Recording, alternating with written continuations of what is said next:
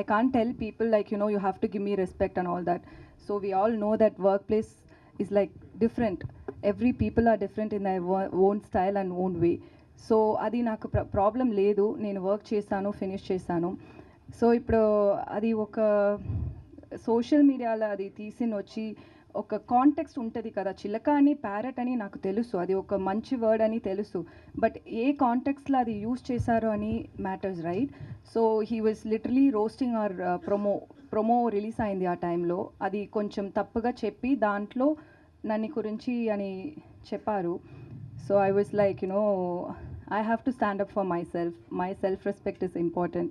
Nobody's going to come and ask him like, you know, ఎందుకు అలా పెట్టారు, అది తప్పు అని ఎవరు చెప్పలేదు, ఎవరు చెప్పాలి అని నేను ఎక్స్పెక్ట్ చేయలేదు. సో నేను చెప్పాలి వాళ్ళకు, అందుకే నేను అది ట్వీట్ చేశాను.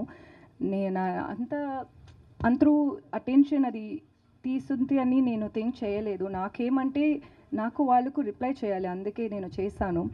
సో దాంట్లో సుధీర్ గురించి నేను ఎందుకు మాట్లాడానని, వాళ్ళు ఇప్పుడు కూడా ఫ్రెండ్షిప్ మెయింటైన్ చేస్తున్నారు. అది నాకు ఎలా తెలుసు అని, వాళ్ళు సుధీర్ గారు ఇప్పుడు ఏమో ఒక పాన్ వరల్డ్ మూవీ చేస్తున్నారు. ఆ మూవీకి ఏమో ఒక ఐటమ్ నెంబర్ డ్యాన్స్కి కావాలి నన్ను అని చెప్పి ఆ టీం డైరెక్టర్ నాకు మెసేజ్ కొట్టారు. నాకేమంటే నన్ను ఐటమ్ సాంగ్కి పిలిస్తుంది నాకు తప్పు కాదు, బట్ మనకు ఒక కాన్ఫ్లిక్ట్ ఉంది అని ఆల్రెడీ తెలుసు. So wantedly you guys are like, you know, coming and poking me. That's very wrong. He knows that. Obviously, they would have discussed about it with him as well, like with Sudhir as well. So మళ్ళీ ఎందుకు నన్ను గురించి ఒక poking చేసినే ఉంటారు అని, అందుకే నేను Sudheer name కూడా దాంట్లో పెట్టాను. ఎందుకంటే it's too much. Like end of the day, you should not come and talk about someone who's worked with you on a social media. That's very wrong. Obviously, people will talk different things about me, but when you've worked with me, we all have basic respect, right? And it's end of the day, you also had worked in this movie. That's your work as well. And even Sudhir Garu's movie, ఇది సుధీర్ గారు movie అంతే, సుధీర్ గారు movie ఇది కూడా. So మీ friend వాళ్ళు ఇలా గురించి ఒక ట్విట్టర్లో ట్వీట్ చేశారు. వాళ్ళు రెగ్యులర్గా అది చేస్తున్నారు. వాళ్ళకు ప్రొడ్యూసర్ దగ్గర ప్రాబ్లం అంటే మీరిద్దరూ మాట్లాడండి, ఎందుకు నన్ను పెట్టి మీరు ప్రాబ్లం పెట్టినే ఉంటారని నేను అది సుధీర్ గారు నేమ్ కూడా నేను దాంట్లో మెన్షన్ చేశాను. Other than that, it's not that I was expecting his help or his support and nothing like that. It's just, see, there is, end of the day, what is right matters. So he didn't stand up for that. That's why I mentioned that. అంటే actually ఇప్పుడు release దగ్గరకు వచ్చింది, మరి మీ ఇద్దరు chemistry ఎలా ఉండేది? అంటే సెట్స్లో మరి ఆయన కనీసం మీకు సపోర్ట్ చేయలేదంటే, అక్కడ సెట్స్లో అలా కనీసం సపోర్ట్ చేయకపోతే ఆన్ స్క్రీన్ మీద కూడా దాని ఎఫెక్ట్ పడుతుంది కదా. సెట్లో నాకు ఇది షూటింగ్ చేసినప్పుడు అంతా నాకు తెలుగు అర్థం అవ్వదు. సో వాళ్ళు ఏం మాట్లాడారో ఏమో నాకు తెలియదు, బట్ నన్ను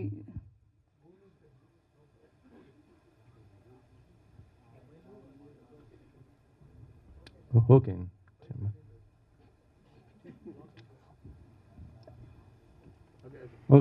సో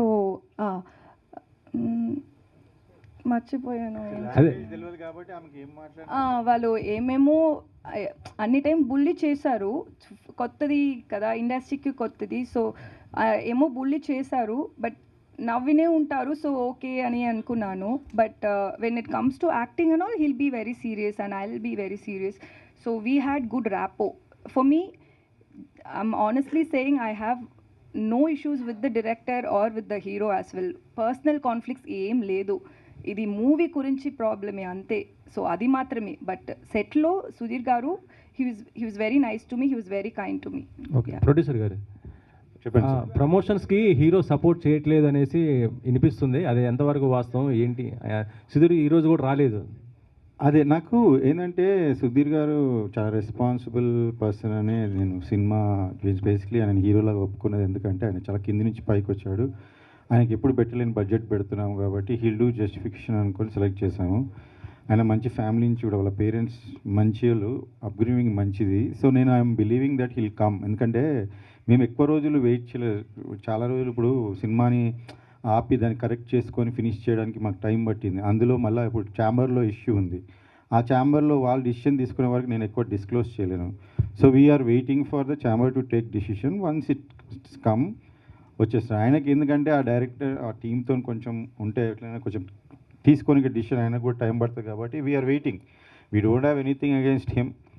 ఓన్లీ ఒక పర్సన్ మంచి చేయలేదు, ఆయన మంచి రెస్పాన్సిబుల్ కాదు, బిహేవియర్ బ్యాడ్ ఉండే చాలా. ఇప్పుడు ఈమె ట్వీట్లోనే మీరు చూడండి, ఆయన తీసేశాక 1 year బ్యాక్ తీసేశాక ఆయన సీన్లు లీక్ చేశాడు నెట్లో. ఏ సినిమా సీన్లు ఏ డైరెక్టర్ అయినా చేస్తాడు అలా సీన్లు లీక్ చేస్తే ఛాంబర్కి వెళ్తే ఛాంబర్ ఆయన మీద పోలీస్ కంప్లైంట్ ఇవ్వమని ఇచ్చాం. ఫైల్ అయినాక ఈ రోజు కాక చెప్పలేదు మీకు పోలీస్ కంప్లైంట్ ఫైల్ అయింది, కోర్టుకి ఆయన పంపించారని ఇప్పటిదాకా చెప్పలేదు. ఎందుకంటే అది సుధీర్ గారి లైఫ్కి ఎఫెక్ట్ అవుతుంది, ఒక మూవీకి ఎఫెక్ట్ అవుతుంది, ఇంతమంది కష్టాలు ఎఫెక్ట్ అవుతుంది నేను చెప్పలేదు. ఇప్పుడు నేను చెప్తున్నాను ఎందుకంటే ఎక్కువ రోజులు మనం దాచలేం.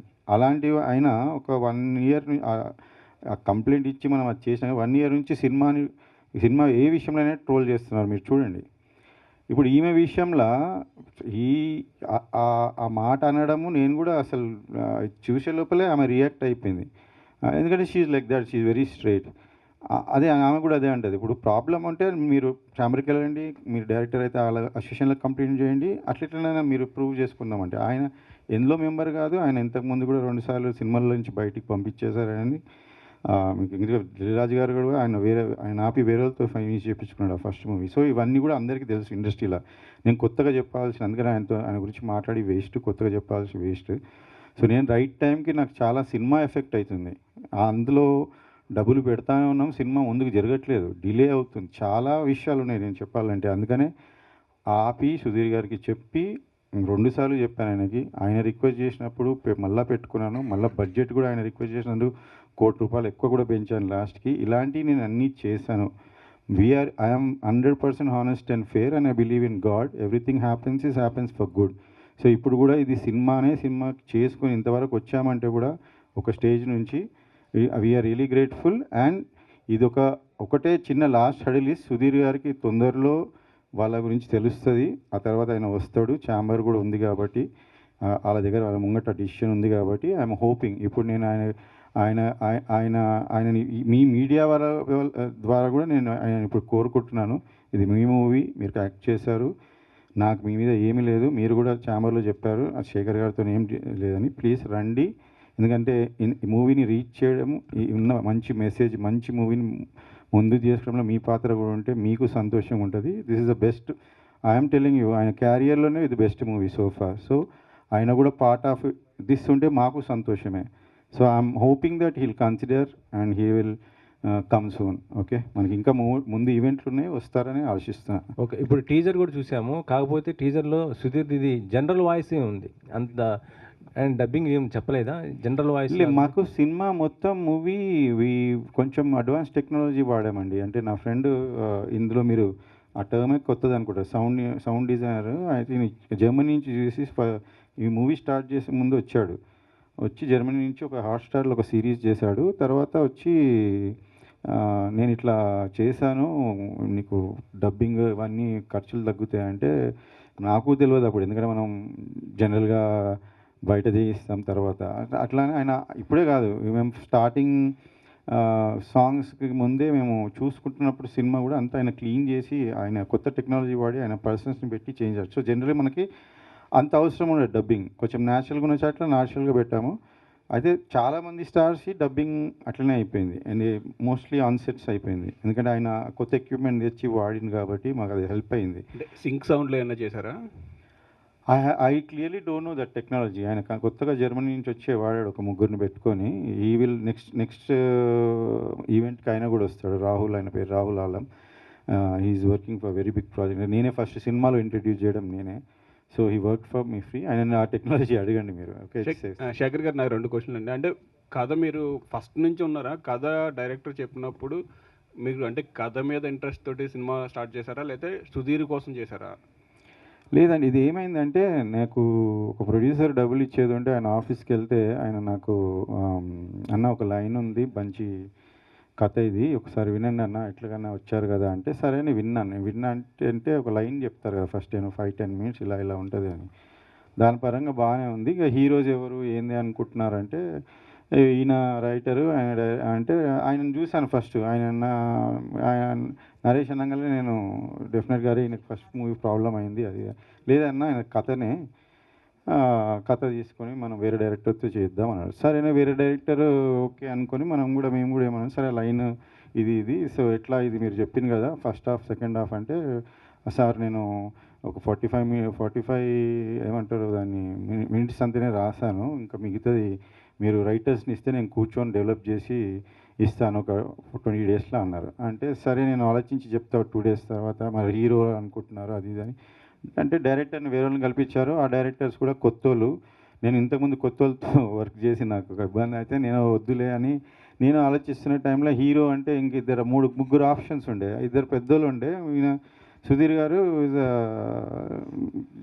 వాళ్ళిద్దరి కన్నా చిన్నగా ఉండే. అయితే నాకు జనరలీ దట్స్ వాట్ ఐఎమ్ నేను చాలా మిడిల్ క్లాస్ ఫ్యామిలీ నుంచి వచ్చినండి, కష్టపడేటోళ్ళు అంటే నాకు ఇష్టం, వాళ్ళని కన్సిడర్ చేద్దామని ట్రై చేసలేదు. నాకు చాలామంది పెద్ద హీరోల ఫ్యామిలీస్ వాళ్ళ పిల్లలు చాలామంది తెలుసు నాకు, నేను అప్రోచ్ అవ్వచ్చు. కానీ ఇలాంటి రోలు నాకు అనిపించింది ఏంటంటే సుధీర్ క్యాన్ డూ ఇట్, ఎందుకంటే ఆయన హంగర్ ఆ చిన్న వచ్చిండు కాబట్టి ఆ హంగర్ ఉంటుంది. అంటే ఆ రోల్ని చూసినప్పుడు మనకి ఈ హీరో చేయగలుగుతాడు హీరో అని నాకు జడ్జిమెంట్ ఉంది. ఎందుకంటే నేను చాలామంది సినిమాలు చూసి చెప్తుండే, ప్రివ్యూలోకి పోయి చెప్తుండే సినిమా ఆడుతున్నా నేను ఆల్మోస్ట్ 90% కరెక్ట్ ఉండే దాంట్లో.